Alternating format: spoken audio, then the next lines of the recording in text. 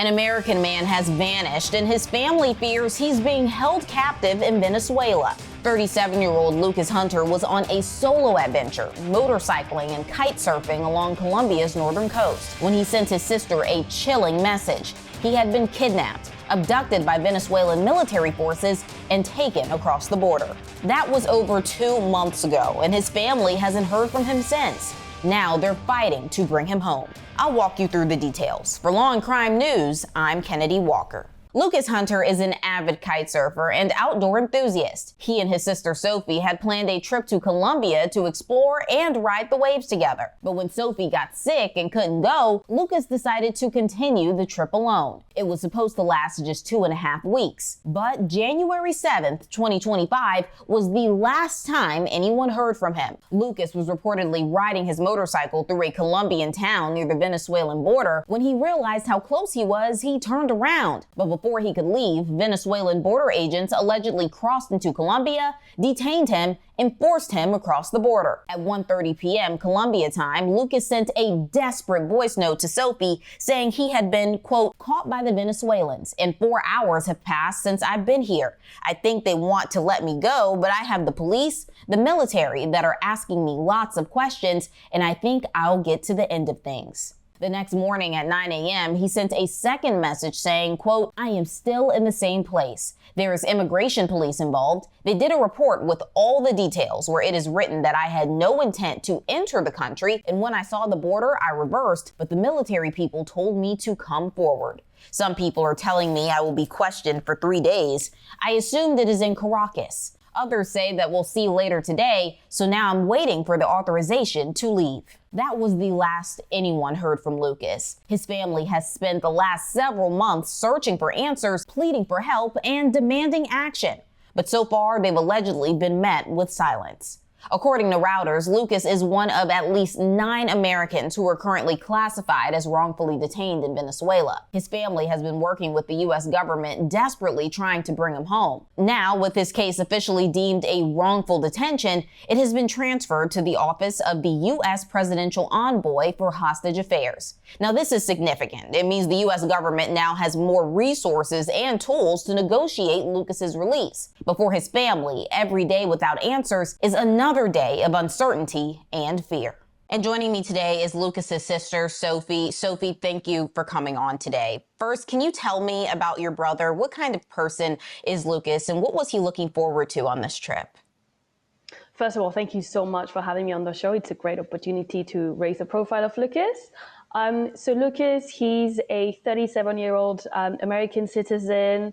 He's my older brother, so he's number 2 out of 4 kids. I'm his baby sister. He works in international finance in London. Also, he travels to the US for work. He really enjoys kite surfing. He likes hiking. He likes outdoors. He likes nature. And what he was really looking forward to during this trip was kite surfing, because Colombia is very known for kite surfing in the north. And also spending time with me. I was supposed to be there, but I fell ill, so he went by himself. Can you walk us through the moment you received that first message from Lucas? What was going on through your mind? Well, first of all, I was having dinner. I was relaxing. I was in Spain. I was having the time of my life.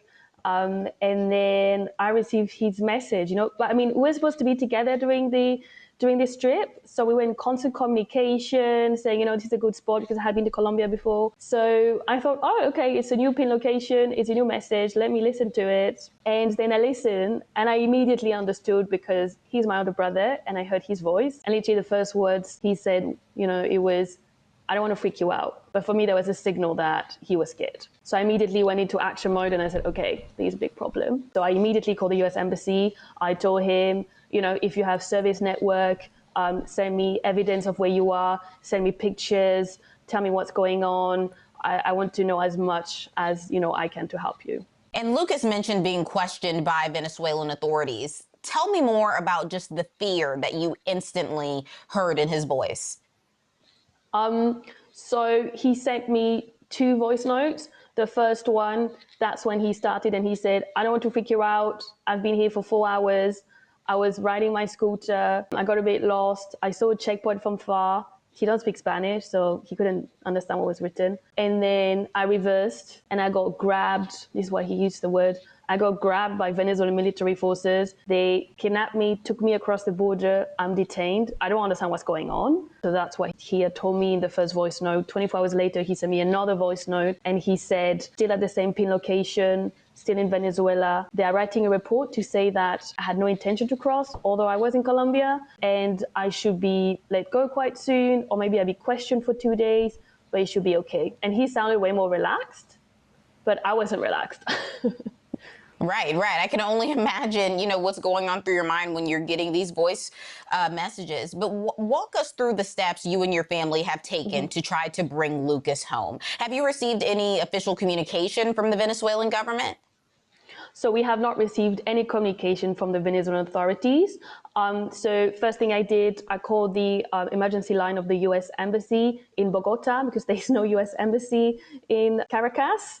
And they opened a case. They told me this is, priority for the White House. 10 days ago, Lucas was designated as a wrongful detainee by the U.S. State Department. Last week, I spent an entire week meeting with, Congress representative from my entire family. So in Hawaii, California, Georgia, Florida, Tennessee, Louisiana, Michigan, Virginia.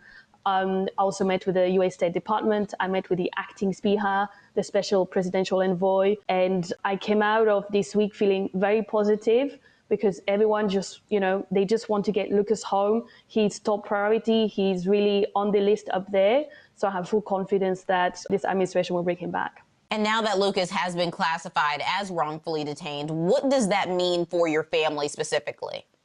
So for my family specifically, it means that, first of all, he's top priority. But for my family, it means that we receive family assistance in terms of, finance, in case we want to travel to DC, if we have meetings, if we want psychological support, if we want counseling. But most importantly, it means that when Lucas flies back, he will fly directly to a Army medical facility where he will be there for up to 3 weeks. He will receive a debrief, mental check, dental check, a full therapy counseling session to make sure, it's called decompression, to make sure that he's okay and fit to come back into real life.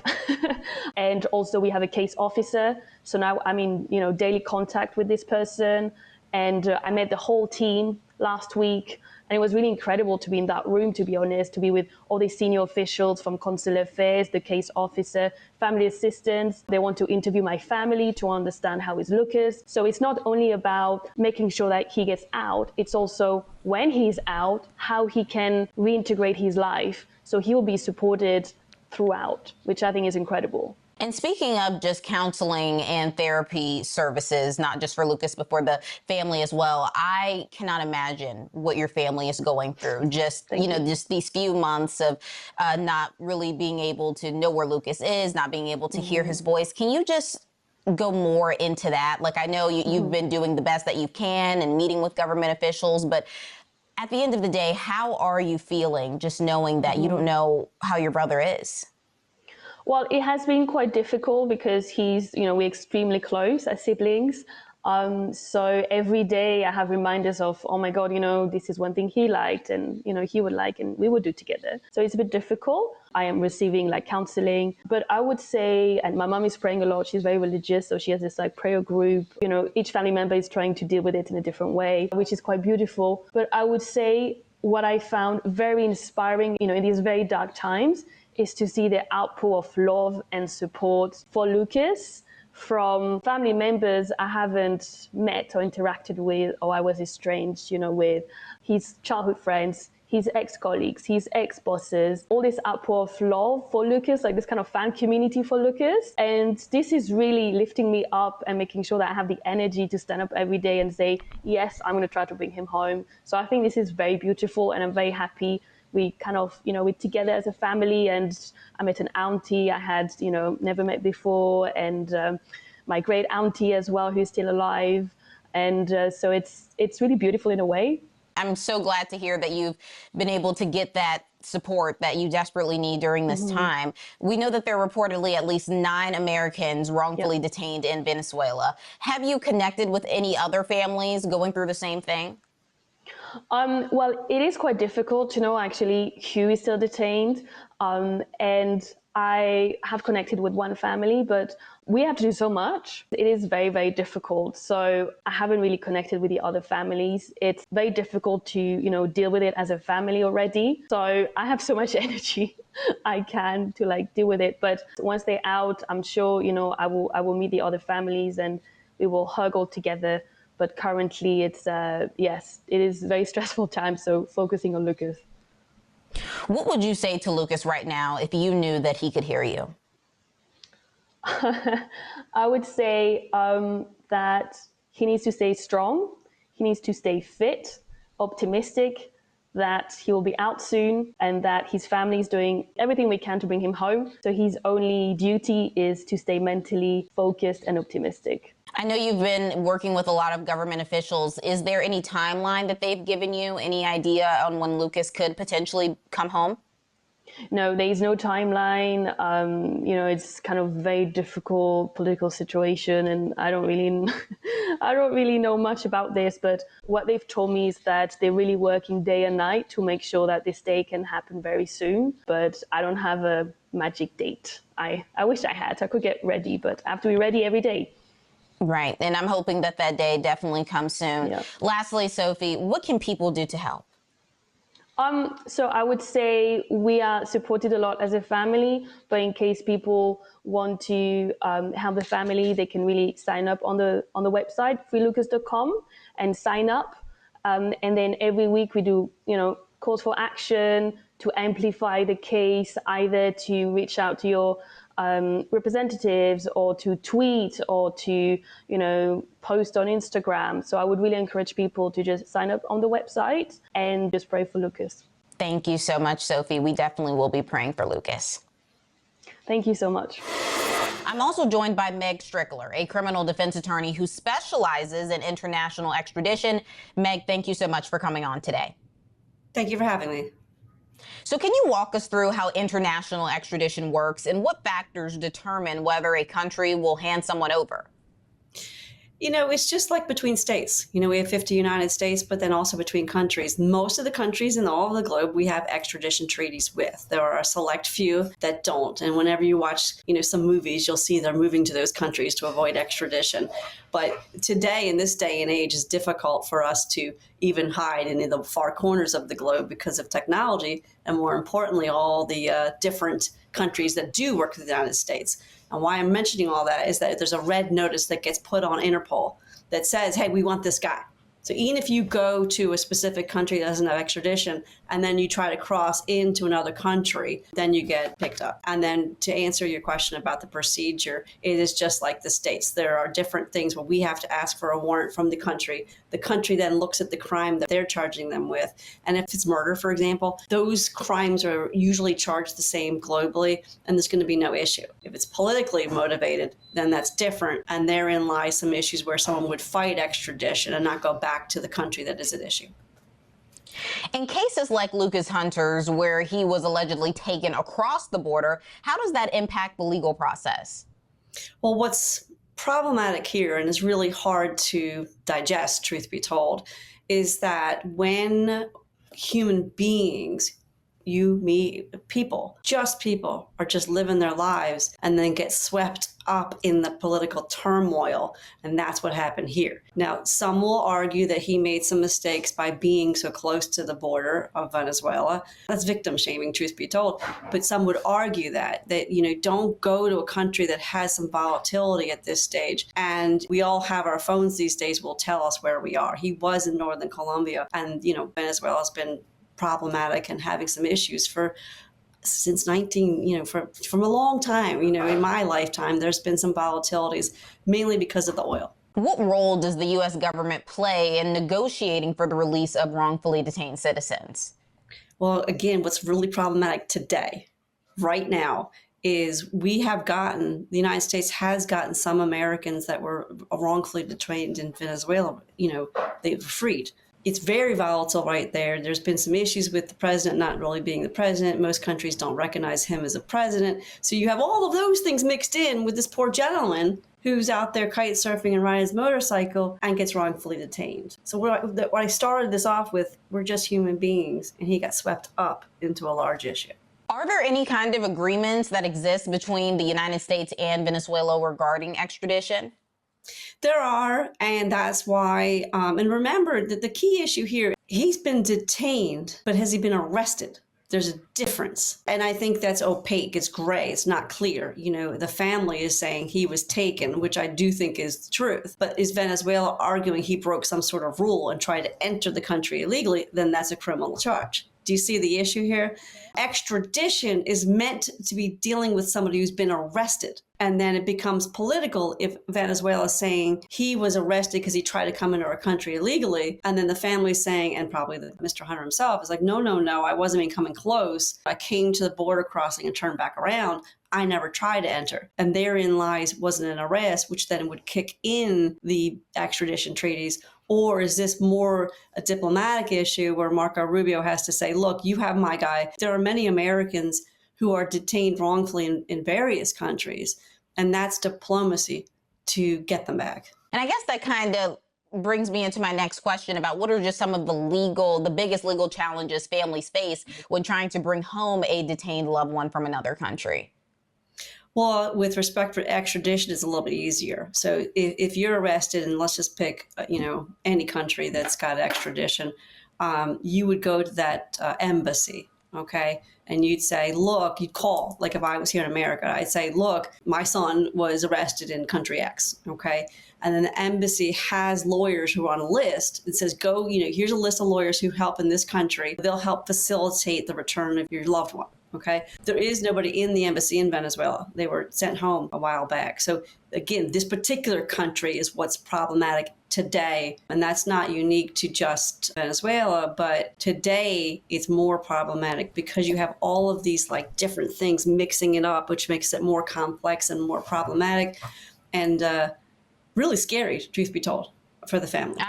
Absolutely. And now that Lucas has been classified as wrongfully detained, how does that change, just the diplomatic approach, if it changes it at all?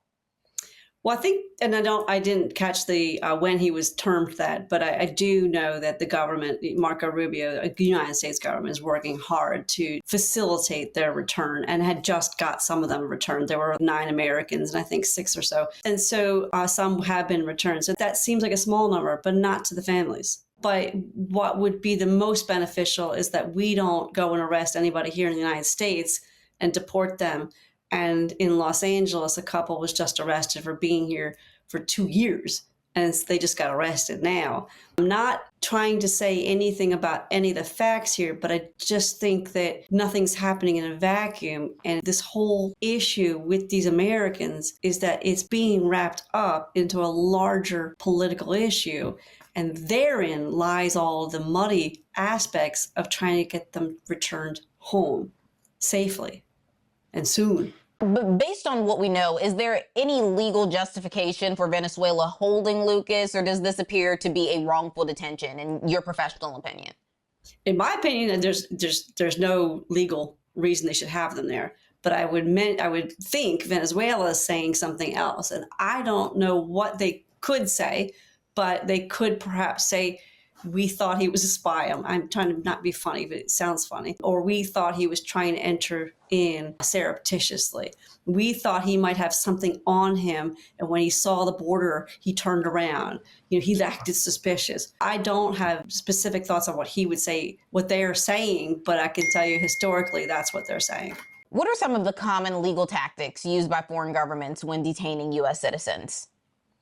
Well, some of the tactics that they use, they do follow the same kind of due process we have. So if we're going to detain somebody that we think who's not a United States citizen, we still give them what we call human rights. It's a global concept. So we're going to treat them with respect. We're usually going to detain them in a facility that has basic human rights of water, food. These are basic rights, and the access to communication to their loved ones. So this is something that I am pretty confident that Venezuela has done. However, what you do note is that in this particular storyline, he was texting with his sister, and then it went completely radio silent. That is what I would call scary. I have a very big fear of how he's been treated if he can't even have the ability to reach out to his loved ones. Are there any legal options that Lucas's family has if Venezuela refuses to release him?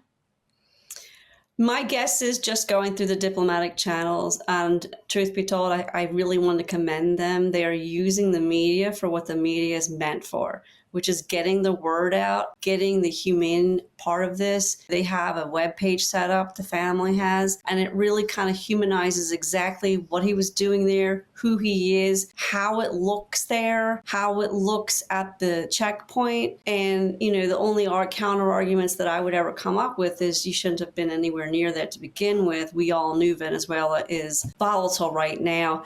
And when you go into the wilds of Colombia, even, there has been arguments that one would say is not necessarily safe even there because of all the various aspects of what goes on in those countries. And I'm not saying this is as anything other than anecdotal, but, I do represent drug traffickers, and I've heard stories of what does go on in some of those countries, in the parts that's not main cities, not Cartagena or Medellin or, Bogota. So normally, I've been to Colombia a few times, and normally I wouldn't have ever gone outside. And if I ever went between cities, I would have a driver. It's just, you just want to practice safe travel aspects, knowing that these things can occur, period.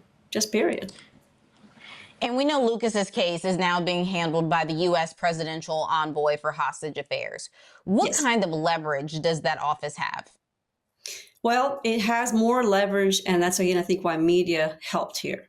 It got it to that level fast. I know it's been 63 days or something, which doesn't seem fast, but that is when you're dealing with even our government, bureaucracy is slow. And so I'm thrilled to see it at this level. And I'm thrilled to see that there are movements occurring, albeit slowly. That's how diplomacy works. So I have faith that he'll be home soon. That's the only thing I can have is faith and hope. But I am confident in our government. And I do think that office will do what they need to do to facilitate the return of these Americans. How often do cases like this end with the detained person being released, and what typically helps make that happen? I know you said it's good that they're, taking these steps and meeting with U.S. leaders, so it seems like they're doing the right thing. So how often does it lead to, a positive outcome?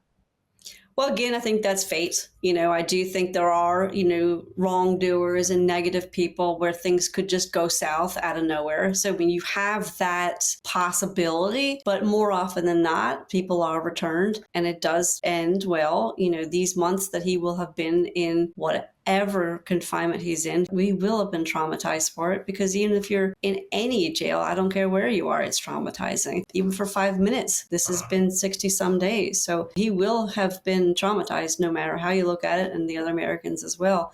But we want to look at it on a more global perspective, which is coming home safe is really our goal. And I do think it will occur. Your question was, does it happen often? Yes, it does. For Americans traveling abroad, what steps can they take to avoid finding themselves in situations like this? That's a very good question. And what I think the biggest thing to do is always have your location services on. That's an obvious with your phone. It does help to be not going into parts unknown. When you speak the language, obviously that helps. I got an impression that he didn't speak Spanish. Sadly, that does help. I've been pulled over in foreign countries, and the foreign country I got pulled over, thank God, was France, and I spoke French. So I lucked out. But they are used to, I bring up Europe and South America as well. There's so many countries that are mixed in there. There's different countries, different languages. In South America, it's mainly Spanish. But if you don't know the local cultures and you don't know the local language, and then you get pulled over, things can escalate into a negative place because there's a miscommunication. Have wits about you so that you're not traveling alone as well. Have a buddy system when you are traveling somewhere and I hate to say it, but there's alcohol or if there's drugs, stay away. There's so many horrible stories that occur. And there's that one that's happening currently where she was drinking and went in the water. We need to be safe. Have your wits about you. Even if you're walking across the street, keep your wits about you. But most importantly, know where you are. And I think that's the one issue here with Mr. Hunter.